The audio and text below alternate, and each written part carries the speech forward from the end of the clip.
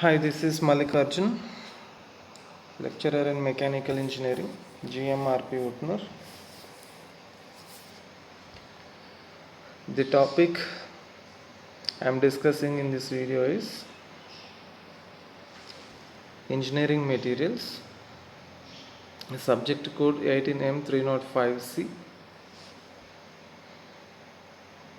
and now we are in 6th unit. And the topic today in this video is classification of plain carbon steels. Before I continue with the topic, let me recap the topics that are covered in the previous video. We have discussed the effect of carbon on cast iron and also the effect of other elements like silicon, manganese, chromium, molybdenum, vanadium, titanium, and nickel and copper, and even zirconium we have discussed in the video. So all these elements, how they are affecting the properties of cast iron.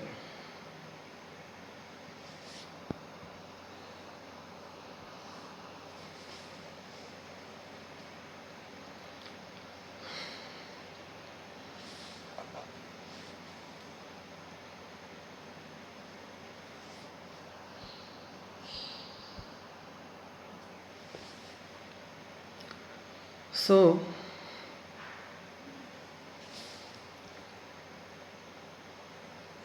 and I also discussed the types of cast irons, how the cast iron has been classified based on the appearance of or the formation of carbon. We have discussed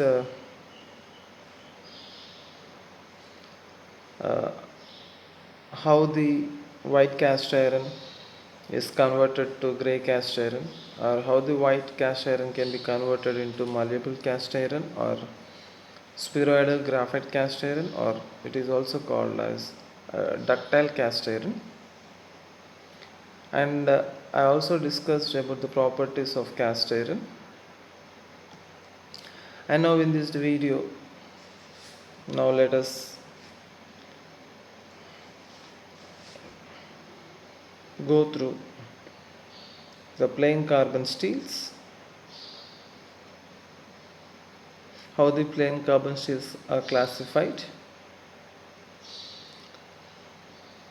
So plain carbon steels, as I discussed earlier, steel is nothing but it is an alloy of iron and carbon in which the carbon content is less than 2%. I repeat, steel is an alloy of iron and carbon in which the carbon percentage is less than 2% are called as steels. This we have clearly discussed during the explanation of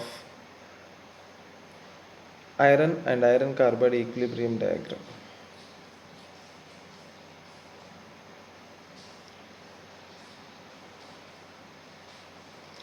So now we discussed that in iron and iron carbon diagram that the carbons are three types.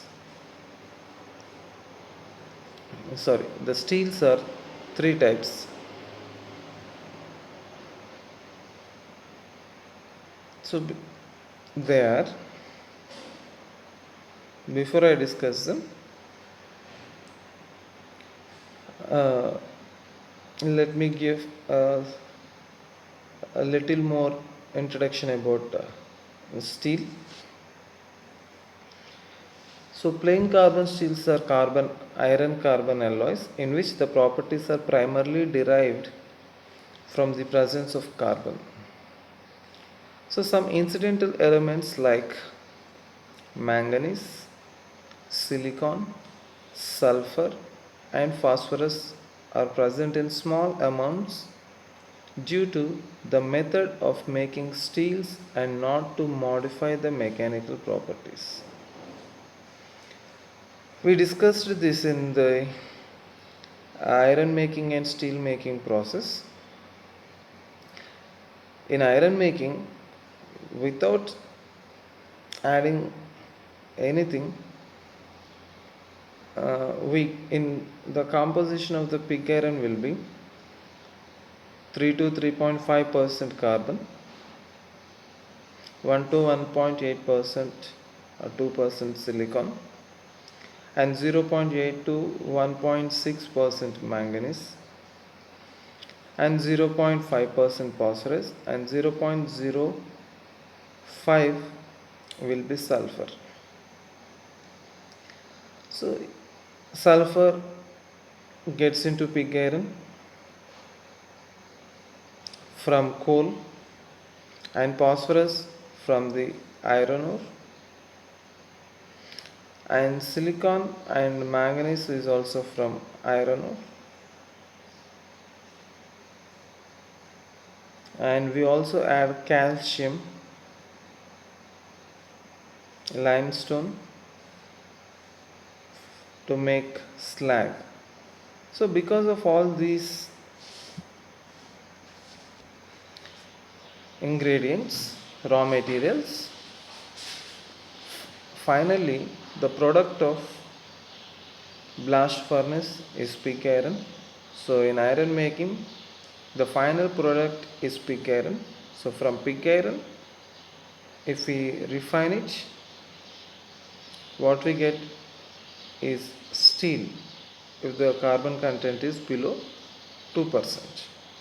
So elements like manganese, silicon, sulfur and phosphorus are present in small amounts due to the method of steel making and not to modify the mechanics. So these elements will definitely affect the mechanical properties of steel, but the presence of these elements are in very small quantity, which will not affect the mechanical properties of this steel.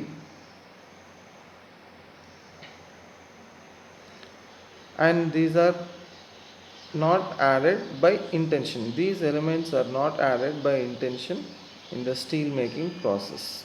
So these are the elements which remains in very small quantities, very negligible quantities during the steel making, and which do not affect the mechanical properties.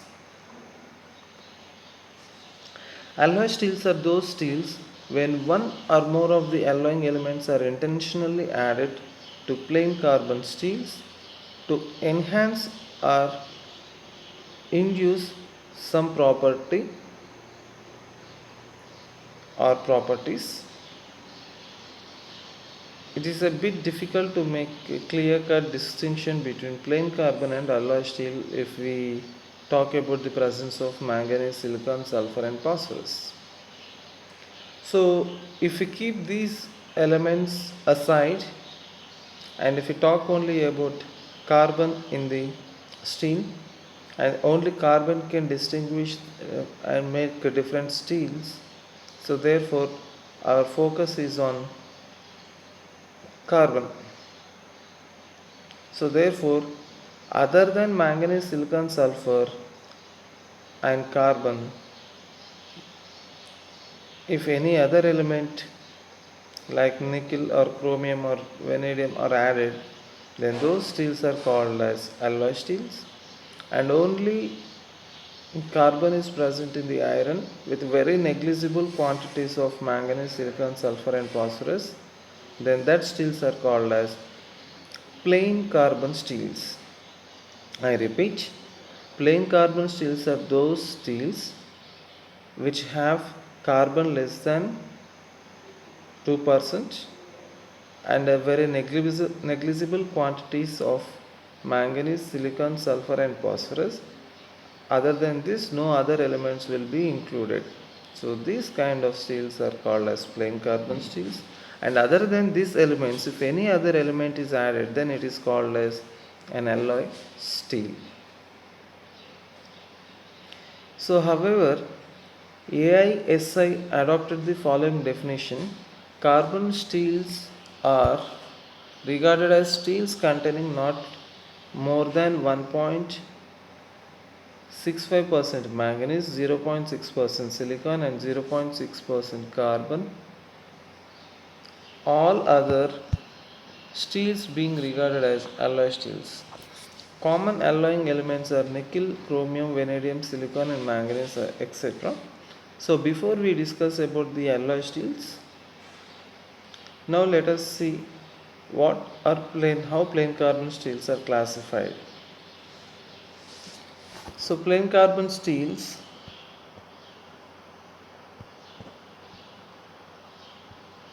can be classified based on the carbon content of the steels in two different ways.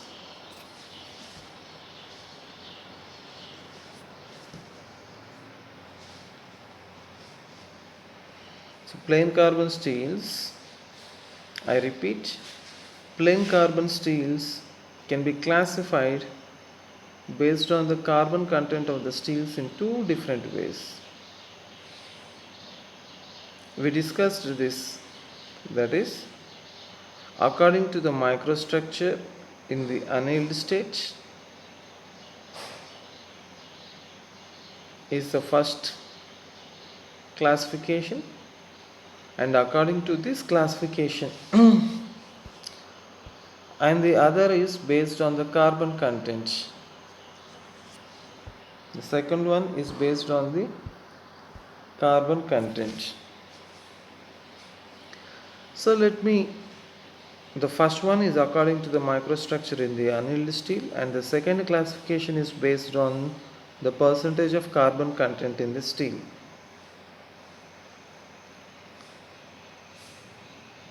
So what is the first? So let us see the first classification of carbon steels. So hypoeutectoid steels,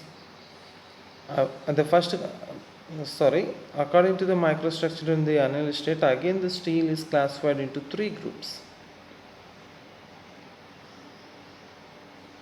I repeat, plain carbon steels are broadly classified into two different ways or in two different groups. That is, the first one is according to the microstructure in the annealed state, and the second one is according to the carbon content present in the steel.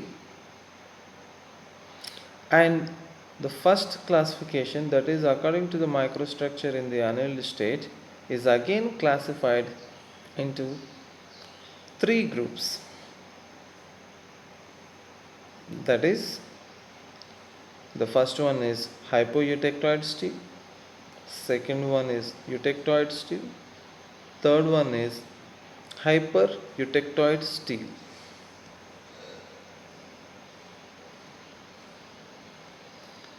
So it is clearly that in microstructural classification, in classification of steels based on microstructure, the steel is again classified into three groups, that is hypoeutectoid steel, eutectoid steel and hypereutectoid steel. So now let us discuss about what is hypoeutectoid steel. So microstructures of these steels containing varying proportions of proeutectoid ferrite, also called as free ferrite, and pearlite, that is the amount of pearlite increases from 0 to 100 up to, as the carbon content of the steel increases to 0.07%, but mostly it is 0.8%.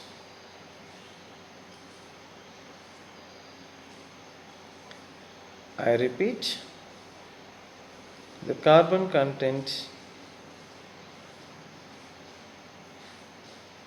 as the carbon content increases from 0 to 0.8%, the percentage of perlite also increases from 0 to 100%. As the perlite percentage increases, ferrite percentage decreases. So this we have discussed.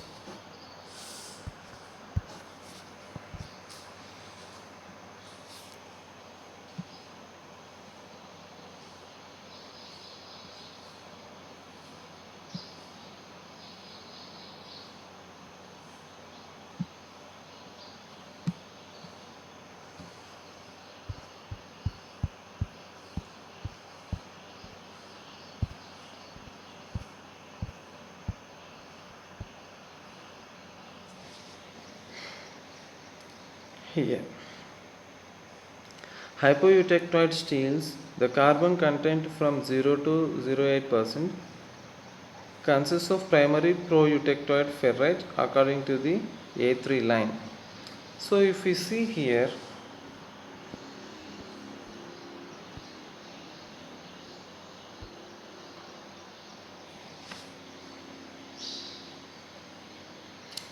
green portion is proeutectoid alpha, that is ferrite region, and the red portion is cementite, and actually red and blue is nothing but perlite. In perlite region, the red portion indicates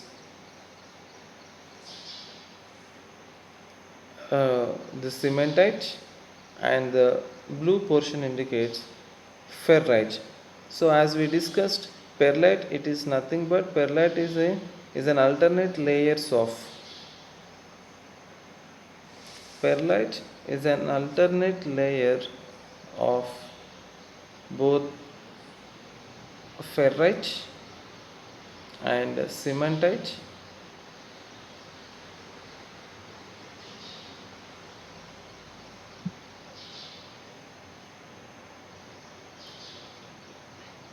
So that is there. So and actually the microstructure of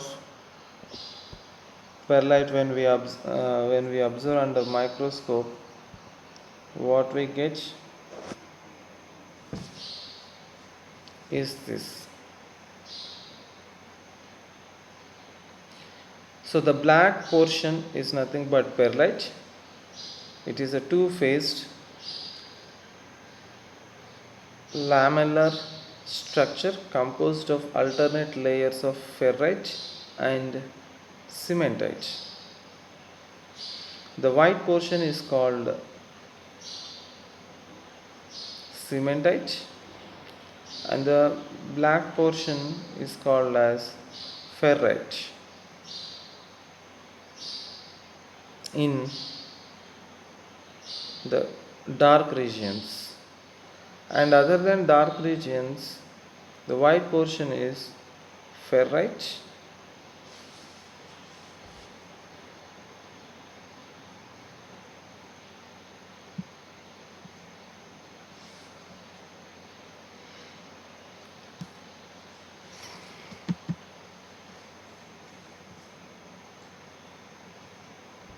so this is about hypoeutectoid steel. So hypoeutectoid steel, if you see the classification,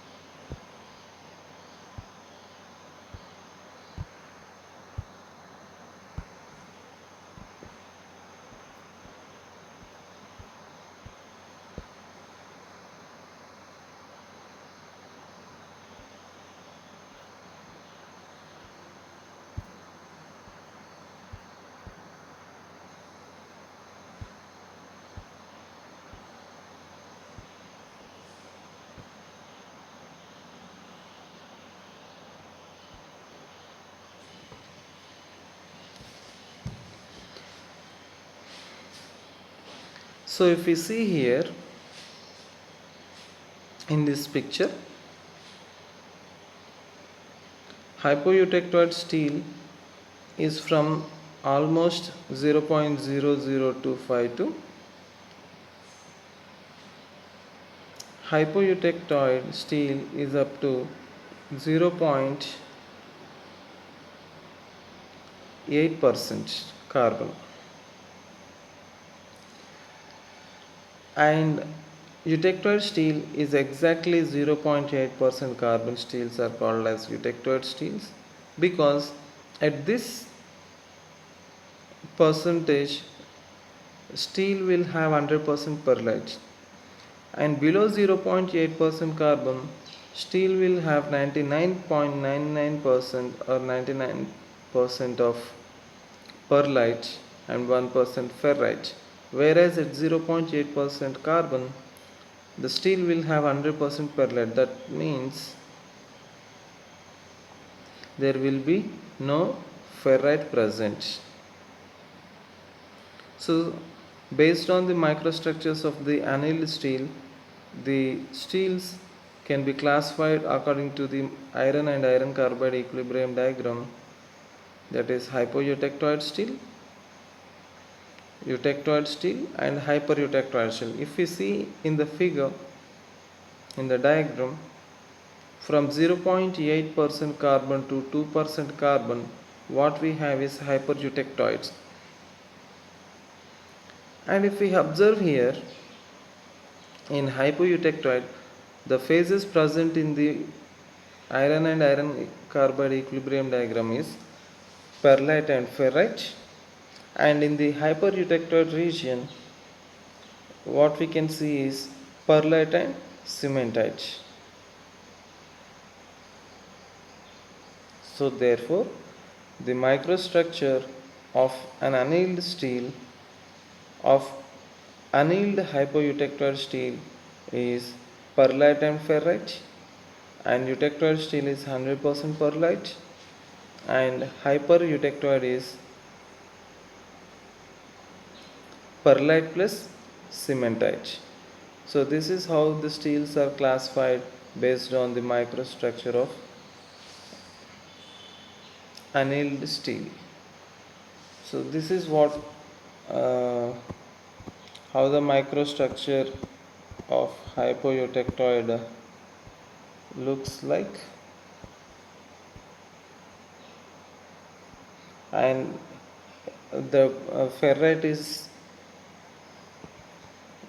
bright portion and perlite is dark portion.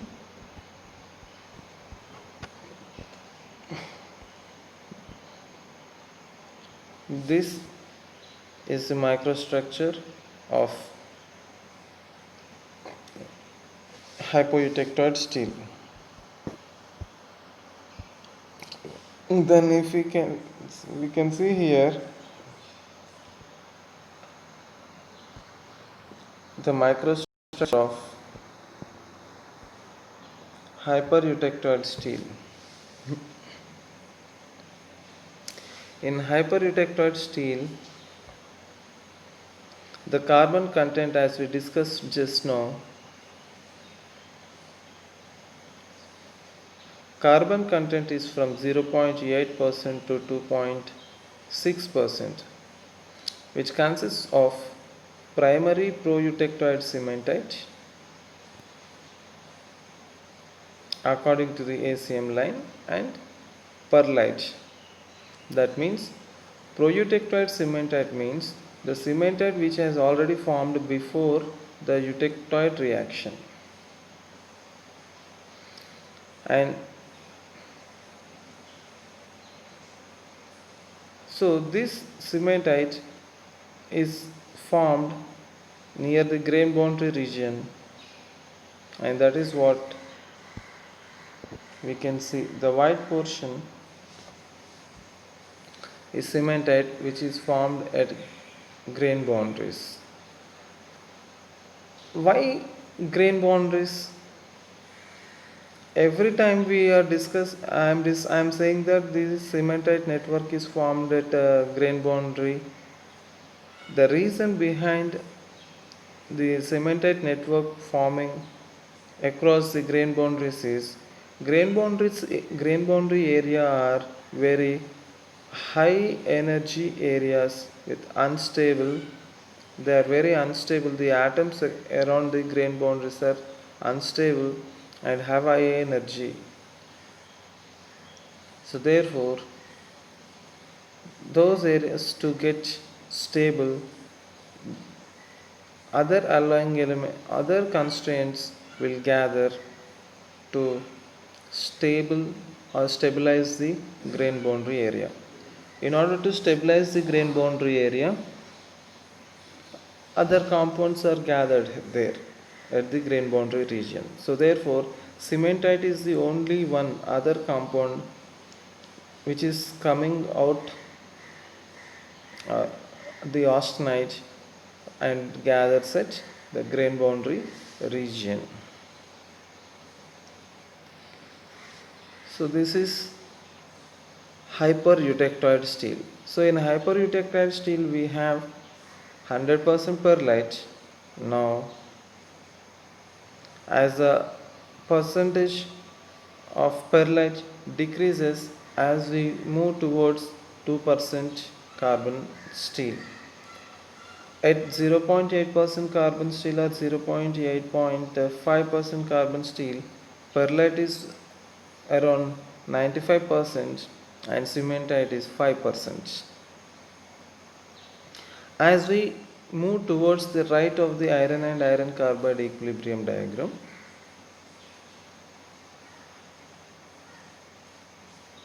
the percentage of cementite increases. As the percentage of cementite increases, where does the cementite go? The cementite is formed at the grain boundary region and grows there. So cementite is a very hard and brittle material, and the hardness and the brittleness of the material increases because of the cementite. So therefore,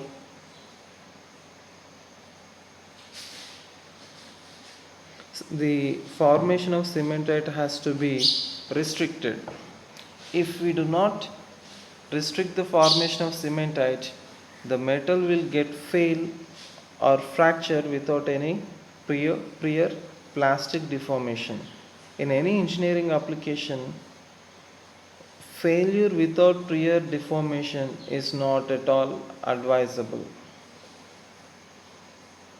So therefore, plastic deformation should be take place before the failure or fracture of the material or steel or any other metal in any engineering application during service condition to avoid heavy damages or loss. So therefore, the cementite should be restricted. So now we discussed about hypoeutectite. I have shown you hypoeutectoid steel and hypereutectoid steel. Now this is 100% perlite eutectoid steel.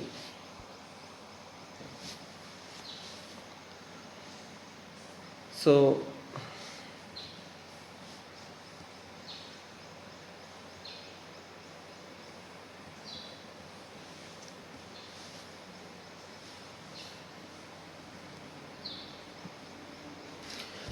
cementite is nothing but, as I already discussed, it is a combination of iron and carbon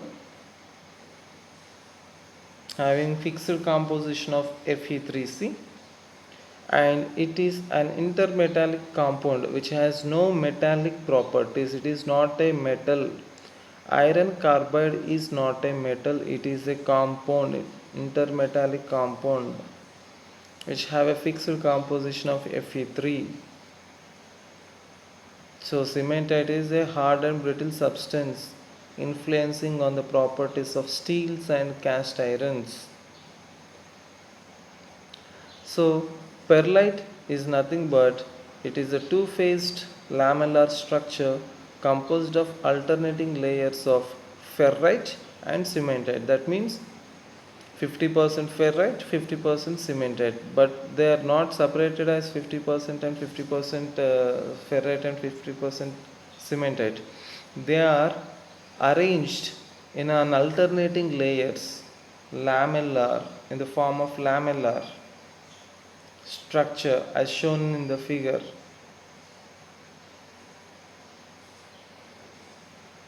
So therefore 100% perlite gives you an RC value of 25 to 40 RC, depending upon the structure of the, whether the perlite is coarse perlite or fine perlite, or else the structure is changed to sorbite, or the structure is further changed to trustite, or the structure is further changed to upper bainite or called as coarse bainite, or finally a lower bainite or fine bainite. So depending upon the structure form of perlite, the RC value ranges from 20 to 40 or sometimes 45 Rockwell's hardness C scale. So therefore even perlite has a good hardness, and because of hardness strength also increases. Most of the times perlite microstructure is sufficient for steels to attain the required strength and hardness. So these are the three types of steels, of plain carbon steels, that is without any alloying elements, plain carbon steels are classified based on the microstructures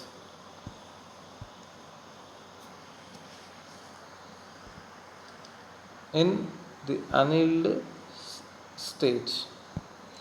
And the second classification is based on the carbon content, but classified according to the level of main mechanical properties of practical importance. So mostly the steels are classified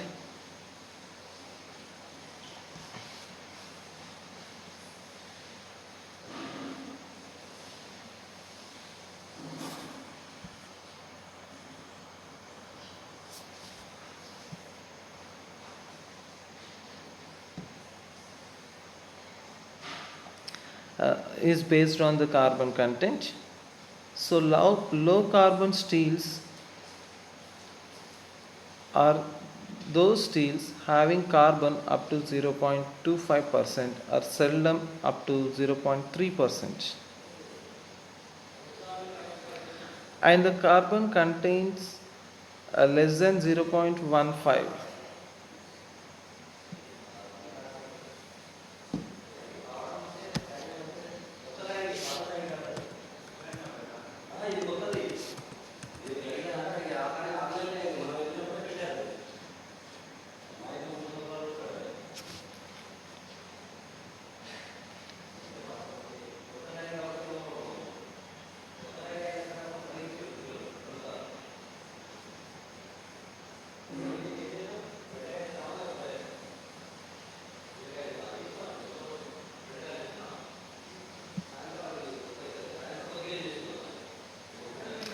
Mild steel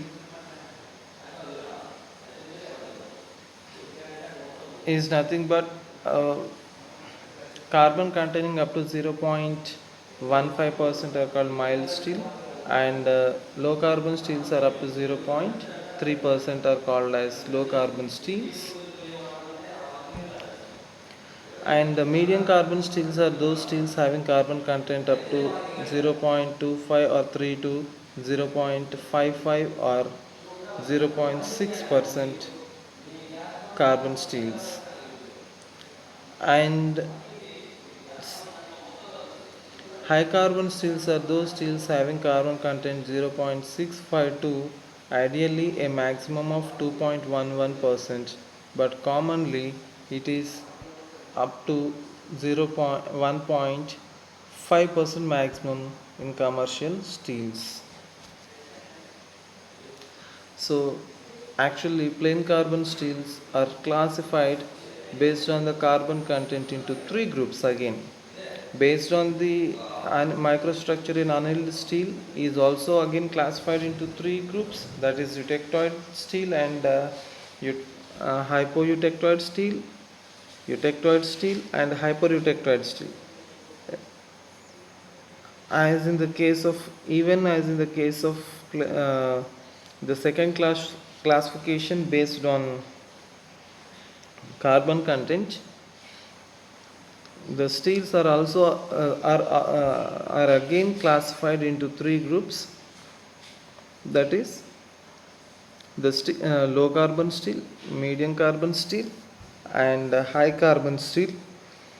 In low carbon steel this carbon content is up to 0.25%, and medium carbon steel is between 0.25 to 0.55% carbon, and high carbon steels have carbon content between 0.55 to strictly speaking, theoretically speaking, 2.11% carbon, but commonly 1.5 or 1.6% carbon steels are most commonly used in commercial steels in industries or any engineering applications.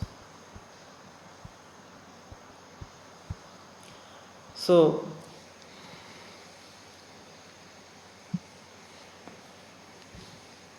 the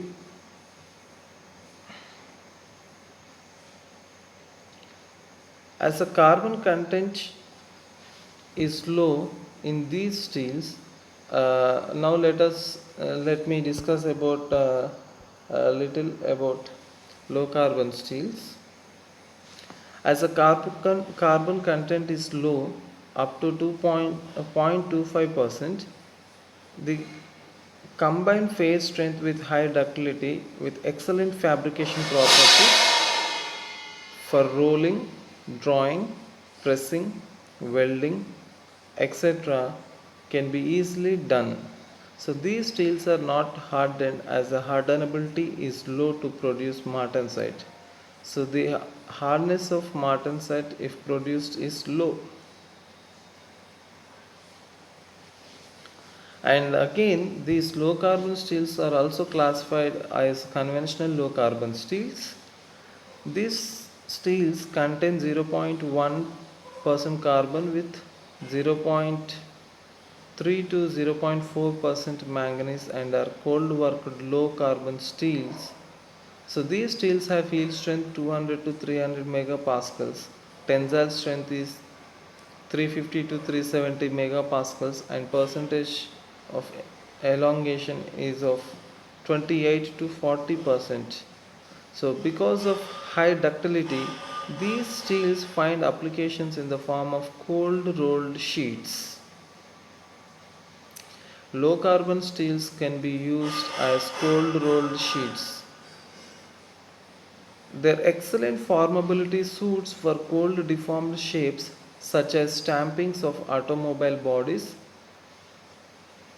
I repeat, the excellent formability suits for cold deformed shapes such as stampings of automobile bodies, the refrigerator bodies, tin cans, corrugated sheets, and solid drawn tubes. A rimmed variety finds applications as rods and wires for nails, rivets, fencing, binding, cable armoring, and ferroconcrete bars, mattress wires, etc. So, for all these applications, low carbon steels are used. But low carbon steels suffer from strain aging, which does act as a method of strengthening, but as it raises the transition temperature of the steel, The steels become brittle at room temperature. Low carbon steels also suffer from Ludus band formation, which causes the surface to be rough and unpleasing and which is undesirable. This defect appears to be minimal if the ferrite grain size number is between 7 and 9. If a small amount of about 1% reduction by cold working is done just before the stamping or drawing process, the lauder bands can be avoided. This is called temper rolling. So, the microstructure of low carbon sheet or strip consists essentially of ferrite and some carbide, the latter being in the form of perlite or individual carbide particles. So, low carbon steels are from 0.05 to 0.15% carbon, and mild steels are from 1.15% to 0.25%. Steels are called as mild steels. So steels have carbon content in between 0.15 to 0.25%. I repeat, mild steels are those see, actually the steels are classified into plain carbon steels are classified into three groups based on the carbon content. Steels having less than 0.25% carbon are called as low carbon steels, but low carbon steels further classified into mild steels and low carbon steels. Low carbon steels having carbon content less than 0.15 are called as low carbon steels, and mild steels are those steels containing carbon percentage from 0.15 to 0.25 are called as mild steels. But strictly speaking, even mild steels also low carbon steels, but in industrial applications and engineering applications, when we call mild steel is nothing but the steels containing carbon content between 0.15 to 0.25% are called as mild steels. So this higher carbon content than conventionally low carbon steels and thus have higher strength but lower ductility and thus are hot worked steels. As these steels too are not hardened, these are air cooled after hot rolling or forging, etc. Thus, these steels develop mechanical properties as a result of control of composition and grain size. So, steels have composition around carbon content is around 0.18 to 0.25%, and manganese is around 0.6 to 1.25% manganese, and silicon is from 0.15 to 0.35%, and phosphorus is 0.035 percentage to maximum 0.004, and finally the sulfur content should be strictly kept below 0.005 or 4 in the low carbon steels.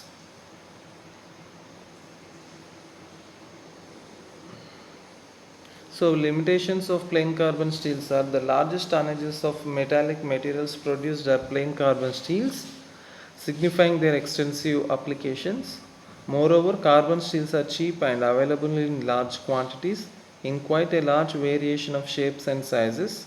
Their heat treatments are simple. An engineer should try to use as far as possible the carbon steels. They have moderate strength and can resist satisfactorily ordinary temperatures and atmospheres. As it is difficult to harden carbon steels, parts thicker than 1.5 centimeters up to centimeter due to low hardenability, higher uniform strength by hardening and tempering cannot be obtained in thicker parts, even thinner sections. In heat treated conditions, carbon is increased to get maximum strength of 700 newtons per mm square, above which a rapid decrease in ductility and impact strength takes place. So this is about the plain carbon steels. In the next video, we will be discussing about the non-ferrous metals. I hope you understood this video. Thank you.